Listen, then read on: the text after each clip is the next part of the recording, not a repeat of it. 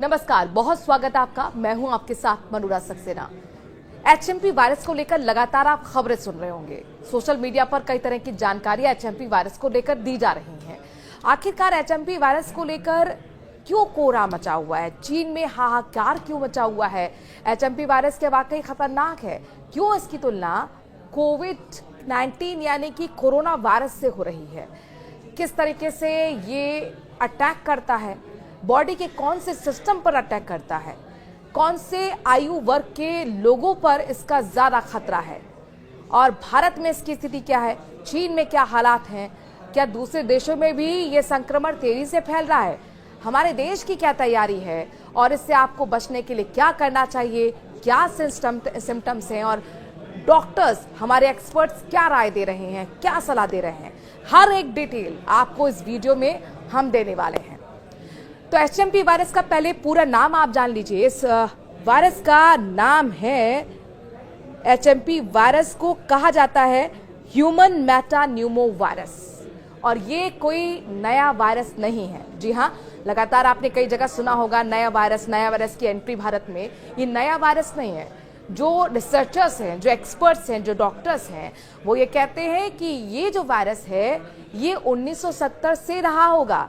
हालांकि इसकी पहचान 2001 में हुई थी, और अब चूंकि वायरस को लेकर लगातार जो जानकारियां निकल कर आ रही हैं, उससे बहुत ज़्यादा आपको डरने की ज़रूरत नहीं है, क्योंकि हमारे जो पूरा स्टडी है वो रिसर्च पर बेस्ड है। एक्सपर्ट से बातचीत करने के बाद, डॉक्टर से बातचीत करने के बाद पूरा ब्यौरा हम आपके लिए लेकर आए हैं। तो ये जो वायरस है, दरअसल इसमें चीन में हाल ही में हमने देखा कि बहुत तेजी से पैर पसारता हुआ नजर आया, और खास तौर पर जो वहां के हॉस्पिटल्स थे वो खचाखच भरे हुए नजर आए। कई ऐसे हॉस्पिटल्स थे जहां पर इतनी ज्यादा भीड़ की पैर रखने की जगह नहीं थी। छोटे छोटे बच्चों को लेकर परिजन हॉस्पिटल भाग रहे थे। चूंकि ये जो वायरस है, ये वायरस अंडर 5 बच्चों पर अपना अटैक करता है। हालांकि 14 साल की उम्र के बच्चों को भी इसने अपना शिकार बनाया, लेकिन ज्यादा जो खतरा है वो अंडर 5 बच्चों को है। इसके साथ साथ बुजुर्गों को है, और जिनकी इम्यूनिटी कम है यानी कि कमजोर है, उनको लेकर भी चिंता करने वाली बात है। यानी कि उनको अपना शिकार ये वायरस बनाता है। आज जब हमने डॉक्टर से बात की तो उन्होंने भी हमें कुछ बताया है, सलाह, और बताया है कि किस तरीके से आप, वो टिप्स भी बताएंगे आपको कि किस तरीके से आप इस वायरस से अपने आप को बचा सकते हैं। लेकिन भारत की स्थिति क्या है, पहले ये जान लीजिए। देखिए, चीन में जिस तरीके के वीडियो सामने आए तो जाहिर तौर पर दुनिया हैरत में पड़ गई, और उन लोगों को लगा कि क्या कोरोना जैसा ये वायरस है क्या? चूंकि मोरालिटी जो रेट है, संक्रमण बहुत तेजी से फैलता है इसका, ये बात सच है। कोरोना जैसे ही वायरस की तरह ये बहुत तेजी से फैलता है, लेकिन ये कोरोना जैसा वायरस नहीं है। ये आम संक्रमण जैसा ही एक वायरस जिसे माना जा रहा है। इसका इलाज भी जो संक्रमण के इलाज होता है उसी तरह से डॉक्टर्स कर रहे हैं। यानी कि जो सिम्टम्स होते हैं वो सिम्टम्स होते हैं सर्दी के, जुकाम के, और साथ साथ ही बुखार के। गले में खराश होती है, कड़वापन रहता है। यानी कि जो अक्सर ये जो वायरस है, बताया जा रहा है कि सर्दी के मौसम में एक्टिव रहता है, और सर्दी के बाद जो बसंत ऋतु आएगी यानी कि बसंत वाले मौसम में भी ये एक्टिव रहता है। तो अभी हमें अगले 2 महीने के लिए और भी सावधान सतर्क रहने की जरूरत है।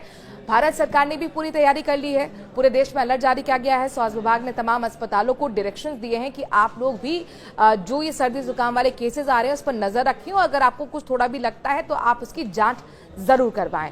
अब आप देखिए, 8 केसेस अब तक भारत के अंदर भी आ चुके हैं, और इसीलिए पूरी तरह से अस्पताल अलर्ट मोड पर आ चुके हैं। कई ऐसे अस्पताल हैं जहां पर आइसोलेशन वार्ड बना लिया है। चूंकि ये संक्रमण खांसने से और छींकने से जो ड्रॉप्स रह जाती हैं, वो ड्रॉप्स से हवा में फैलता है, और बहुत तेजी से ये संक्रमण, चूंकि मोरालिटी जो रेट है वो बहुत ज्यादा है, इसलिए तेजी से फैलता है। अब डॉक्टर्स ने क्या बताया? डॉक्टर्स ने ये बताया है कि जो इसका इलाज है वो हम उसी तरह से कर रहे हैं जो आम संक्रमण का हम इलाज करते हैं। लेकिन उन्होंने ये जरूर आप लोगों को सलाह दी है कि ज़्यादा से ज़्यादा ज़रूरी ये है कि आप अगर कहीं भी आपके आसपास पेशेंट है सर्दी जुकाम वाला, तो उस पर नज़र रखिए, और जैसा कि आप कोरोना के टाइम करते थे यानी कि सोशल डिस्टेंसिंग का पालन करें, क्योंकि बहुत तेज़ी से संक्रमण फैलता है। हाथों को लगातार धोते रहें, साफ सफाई का ध्यान रखें, मास्क पहन लें। जो आप पिछले 3 साल पहले मास्क भूल चुके हैं, उस मास्क को फिर से दोबारा इस्तेमाल करने की हिदायत डॉक्टर्स दे रहे हैं, बच्चों को बचाने की हिदायत दे रहे हैं। और इसके साथ साथ डॉक्टर्स का ये भी कहना है कि अगर आपके घर में बुजुर्ग हैं या गंभीर बीमारी वाले पेशेंट्स हैं, उनको भी थोड़ा बचाकर रखें। लेकिन ये बहुत ज़्यादा खतरनाक नहीं है। जिस तरीके की बातें अलग अलग सोशल मीडिया प्लेटफॉर्म पर आप देख रहे थे, ऐसा चूंकि स्वास्थ्य विभाग ने भी ये डायरेक्शंस में अपना बताया है, सलाह दी है कि इसमें कोई खतरे वाली बात नहीं है। चूंकि ये वायरस कोई नया नहीं है, बहुत पुराना वायरस है।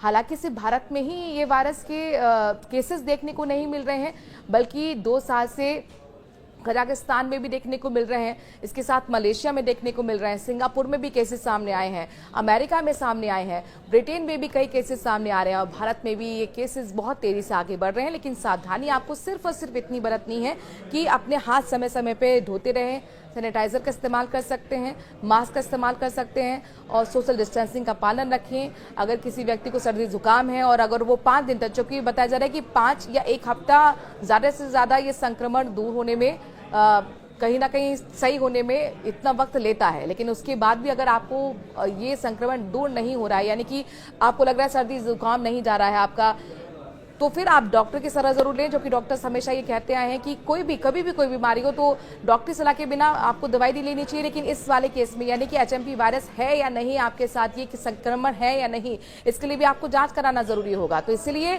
बिना मशवरे के, बिना सलाह के आप कोई भी दवाई ना लें।